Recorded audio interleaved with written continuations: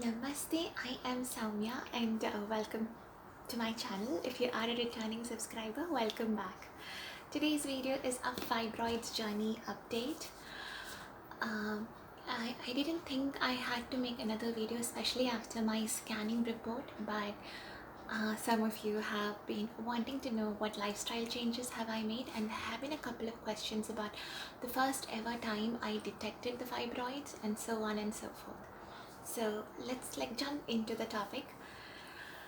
uh, I tried making this video almost 5 to 6 days ago, and I got ready, put all this makeup on, sat in front of the camera. I started talking and I just cried. Like, I was just crying. So I switched off the camera, I let all the emotions flow through me, and I thought it wasn't the time to speak about it. Could be everything that's happening in the world right now, and it's also because fibroids is a very sensitive subject for me, because the journey has been very hard. And yeah, anyways, first question was, I've written everything down so that I'm not babbling. Okay, I am more of a soft spoken kind of person, so if that irritates you, then this video is not for you. I am sitting very close to the camera and trying my level best to speak loud enough, but this is who I am. Second thing, I am emotional. I am on the more spiritual side of things. I switch from the most practical thing to the metaphysical thing. So if that makes you angry and it's triggering, then that's not for you. Throughout this, there could be discussions about pregnancy and modern medicine. So again, these are all trigger warnings and disclaimers. So any of these things are irritating for you, this video is not for you. I believe in Ayurveda. If you do not know what Ayurveda is, before attacking me, kindly Google and have a little more background awareness of it. I am a South Indian, I'm a Malayali. So for us, Ayurveda is our way of life. Anything where you come and attack me or attack anyone else, I will have to remove the comment and report you to YouTube. Trying to keep the space as zen and peaceful and safe as I possibly can, because I don't have any control over what's happening in the world right now. So first question, how am I now? As far as fibroids are concerned, I'm absolutely fine and I'm truly grateful to God for that. Cycles. My cycles have been absolutely normal. 26 to 28 days. I have been stressing about a couple of things in my life that's again completely out of my control. It's related to my son. So that cause of that, I normally end up getting my periods a 2 days or something earlier than usual, but that's fine. No like irregular periods, no irregular pain or cramps, no UTIs. When I had all the symptoms of fibroids, almost every ovulation and every period was accompanied by a UTI. I don't have that anymore. What else? My bleeding is absolutely normal. In fact, my periods now seem like my periods in my 20s, before I became pregnant. Now, when did I first find out? So the second week of January this year, I was clearing up all my old journals, throwing them away, and was just going through a couple of journal entries, and I found out that almost 7 years ago there was an International Women's Day package. Like, it was a free to celebrate International Women's Day in Aster Clinic here in Dubai. They had a free women's checkup. It was a gynecological thing, and it was like, I think, like 5 minutes per person. They would just scan you and make you aware of like PCOD kind of stuff. So I went for that.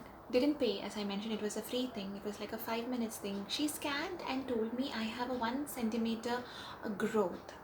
And since I was a breastfeeding mom at that time, it was normal. And that was it. No one mentioned the word fibroids. I didn't really register it like that. I asked her, was it a matter of concern? And she said, no, it's just gonna go away, nothing to worry. I wish I had known. I can't go back and change things. I'm just grateful for where I am now. But I just wish that she had mentioned the word fibroid so that I could look it up and probably make a lot of lifestyle changes so that I wouldn't have had to suffer. I spoke about fibroids in 2020 because that's when I really found out that I had fibroids. But I have had really bad back pain, recurring UTIs. What else? I had a lot of bloating issues and digestion issues, which we thought was IBS, and this started happening from 2018. So I don't know why. Anyways, so that was that. My current lifestyle changes. I have 3 meals every day. One of that is a green smoothie with whatever little breakfast I'm having. Breakfast could be an egg, could be an omelette, could be boiled egg, and maybe a banana. And I'll have green smoothie, and green smoothie means a ton of spinach, maybe an avocado, a little bit of some freshly squeezed orange juice or the bottled ones, or just water. And to that I add this one. It's a moringa powder. It was one of you who in the comment section told me that moringa would be a great addition to my healing journey, and I just googled a little bit about it and I watched a video of Dr. Eric Berg. So this is the brand I use. There's also another brand but I couldn't find it. It's just a green powder, and I use triphala powder. Sometimes I add it to my smoothie, sometimes I have it first thing in the morning with warm water, like slightly warm water or room temperature water. I have made a separate video about triphala, so you could check that out. This is by the brand called Organic Tattva. I used to use their moringa powder, but now it's not available in Lulu or Carrefour or anywhere. And this is again Organic Tattva. You can find this brand if you are here in Dubai. You will find it in Lulu. This is an Indian brand from what I understand. Organic whole leaf wheatgrass powder. Yes, it's from India. It is made in India. So if you're in India, you'll easily be able to find it. If you are here in Dubai, you'll find this in Lulu. So I use less than a teaspoon of wheatgrass powder, less than a teaspoon of moringa powder, and add it to my smoothie, which will sometimes have spinach and banana with some strawberries. Spinach is good for you. Banana is one banana a day is actually good for you. Strawberries are great, especially when you are going through this fibroids thing. You can't eat a lot of things, so out of the things that you can eat, shallots, ginger, strawberries, blackberry, blueberry, raspberries, they're all good. So you can have them with your coconut yogurt, you can have them with your smoothies. You can make smoothies with almond milk and oat milk. You can make oat milk at home. So these are things you can actually try. So these are the certain lifestyle changes I have done. I do not have cheese anymore. If I feel like having cheese, oh, I didn't take it. I actually have nutritional yeast with me, which I sometimes add to the smoothie, and sometimes I add it to certain sauce where I'm like craving for cheese, like pizza, pasta and all that. I am at a stage where I can have those things, but I don't want to completely bring it back into my life and rewire my brain to crave for it. So it's a lot of self-discipline. Now from there we are going, okay, intermittent fasting. I do not fast for 16 hours. I only fast 12 hours because by then I'm crazy and cranky. I need to eat. I have a son I'm taking care of. So if I'm cranky, he's cranky. So you know where it goes from there. So I have, I practice intermittent fasting 12 hours. Not every single day. I do not fast when I am ovulating. I do not fast when I am on periods. The other times, yes, I do fast. 16 hours is the perfect way to go about it, because after the 16th hour, your body goes into ketosis, where it becomes a fat burning machine and you get healthier, and it's also good for this anti-aging and everything. I'm only at 12 hours. So I stop eating 2 to 3 hours before bedtime, then sleeping 7 to 8 hours. So by then we have crossed 10 hours. And when I wake up, I wait like 1.5 to 2 hours before I eat something. Certain days I just wake up and I'm very hungry and I need to have coffee, so I'll just have it. When you are intermittent fasting, you want to continue your fasting. You can have black coffee without sugar, without milk, without any additives, and you would still be fasting. So if that's something you are into, you could look. Someone asked me if I'm into keto. I wouldn't say so. I cannot have lactose, or I limit my lactose intake, because again, lactose increases the fibroids, feeds onto the fibroids. I do not eat red meat. I'm not into that. I eat chicken 2 to 3 times a week. I eat eggs almost every day. I eat tuna. So yeah, I don't strictly follow anything called keto, but I do pick variations of that, and yeah. And someone asked me if veganism is the way to go. For me, it's not. You can obviously Google about it, research about it, talk to your doctor about it, because a lot of people who have gone that way have had a lot of issues. So yeah, I eat eggs boiled, or sometimes an omelette. I eat avocado. I have orange juice. So whenever I feel like having fizzy drinks, I just have a fresh squeezed orange juice. Sometimes I drink the bottled ones, but those things, but all these things have additives and sugar and preservatives. So if you stick to things that's more natural, more seasonal, we are helping our body go back to its original state of health. Now I am coming to something that's the most important and something that most people skip. It is mindset and spirituality. If you're not into it, you can skip the video now.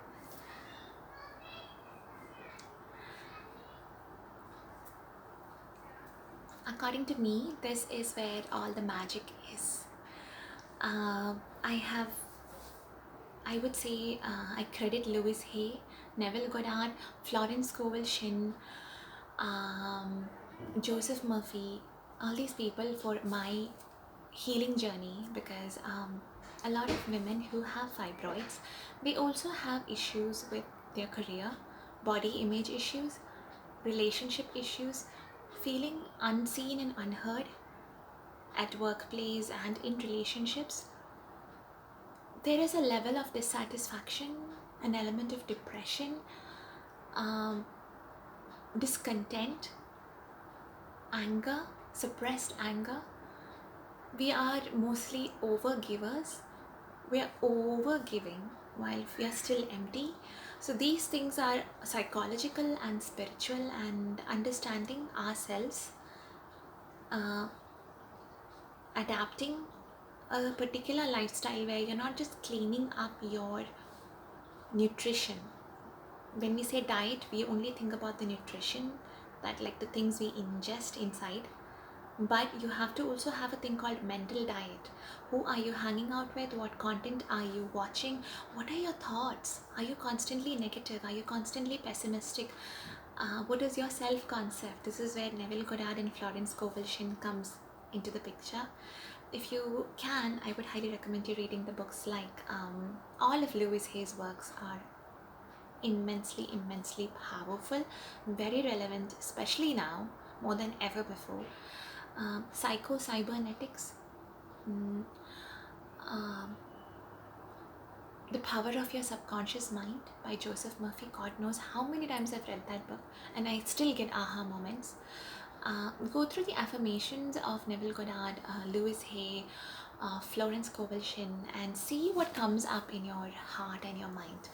Louise Hay says that a blow to the feminine ego is mostly the reason why we have fibroids. We do not forgive the other person. I am currently reading a book called The Anatomy of the Soul, or Anatomy of the Spirit. I'll put it here. And I wanted to talk about a couple of things from that. 1 second. I have written it down.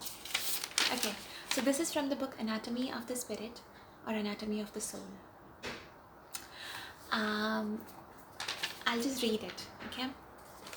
It sometimes takes a concerted effort to shift your mind to allow yourself to heal. Illnesses develop as a consequence of behavioral patterns and attitudes that we do not realize are biologically toxic until they have already become so. Example, you may know you need to forgive someone, yet you decide that remaining angry gives you more power.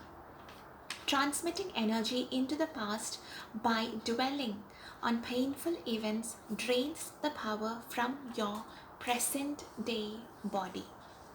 Let that sink in. You're so angry at someone from the past and sad about something that happened in the past. You are so busy living in the past, feeling the pain, feeling the anger, feeling the abandonment, that your thoughts are becoming toxic to the present day body, which we now say as production of excess production of cortisol.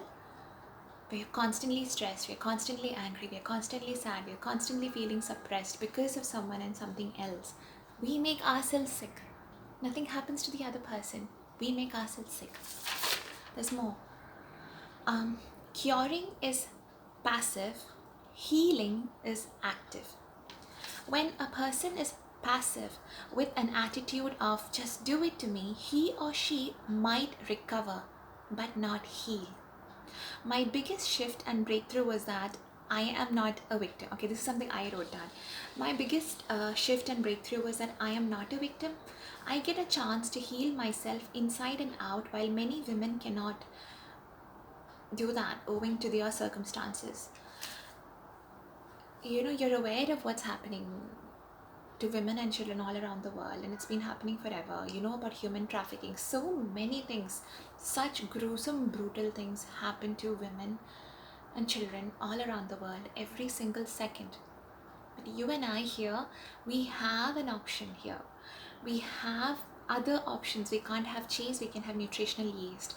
We cannot have cow's milk, we can have almond milk. It's up to us to choose. Do we want to sit and complain, or do we want to heal ourselves? Do we want to empower ourselves? We can sit here and be so angry at someone for something they said or did, and trust me, I have so many reasons to be upset with everyone around me. But that's not gonna serve me, my son, my husband, my life, my relationship. We can all just let go, forgive. I'm not saying forget and get into a trap again with the same person, but let go. Take the lesson, heal yourself, heal your body, be very, very aware. So when I say diet, a lot of you just ask me, how long did it take you? How long did it take you? My dear, it was a journey. It took me almost 8 months to come to a state where I'm really healed mentally, physically, emotionally. Even now though, I have an issue, and I think a lot of you will have this issue. When you're bloated, or when you have a cramp coming on, when you are having a little more painful periods, you're like, oh my god, I think it's back, I think it's not working. So this is another thing of mindset. Do you think these medicines are gonna work for you, or do you think that this doesn't work for you? Are you surrounding yourself with people who says that Ayurveda doesn't work, or alternative medicine doesn't work, yoga doesn't work, meditation doesn't work? Are they putting those seeds of doubt inside you, and then is that doubt manifesting into your reality where you do not see results? Or are you truly believing that your body has the power to heal? And once that is your belief, what actions are you taking towards it? I went through an initial phase where I would just go to supermarkets and be doing grocery shopping. I would see cheese and I would feel bad because I cannot have it. You know how ridiculous that state of mind is? Like, I can't eat that, I can't eat this, I am a victim, this is happening to me. Then after a while, I realized that what's wrong with you, Soumya? I mean, you have Ayurveda to help you. You live in a place where you do have alternative things to help you. You know how to cook. You understand nutrition. You just have to understand that I get to eat healthier options for myself and my family. I get to heal my body rather than feeling like I can't eat this anymore, I am a victim. Empowering is something that we can do to ourselves from inside. It's not like we watch 10 different videos and we put makeup on and feel empowered. It's something that comes from inside. Eventually, when you get into a more cleaner diet, you do realize that you're not just shrinking your fibroids, but you are becoming a more energetic and beautiful, happier person. I want to give a huge shout out to one of my subscribers. Krishna is her handle name. I don't want to give her name here if she's uncomfortable, but I'll just put a comment, here. She is one of those people who took her fibroids journey as a truly healing journey. She sent me, I think a month ago, Rhonda Byrne's book, The Secret, because she realized the power of her emotions, feelings, and thoughts, the power of manifestation, that you are creating your reality.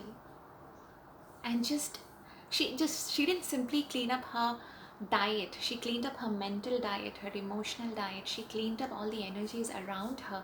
She's thriving in life, and that's what I want to do. I want to empower every single woman out there that you have the power to change your life, your thoughts, your feelings, your emotions, and have a full-on healing. You can easily cure fibroids. Get into Ayurvedic diet, not even diet, just get into those Ayurvedic medicines and exercise and meditate, and like 2 months, 3 months, you'll be absolutely fine. But you're curing and shrinking it, you're not healing yourself. So heal the resentments, heal your relationships, heal yourself, and then this fibroids journey becomes an almost self-growth and spiritual journey. This is one of the longest videos I've ever made. I have no idea how I'm gonna edit, so I should just stop it here. Thank you so much for watching. I wish each and every one of you absolute healing, not simple shrinking or curing of your fibroids, but inside out healing. Namaste.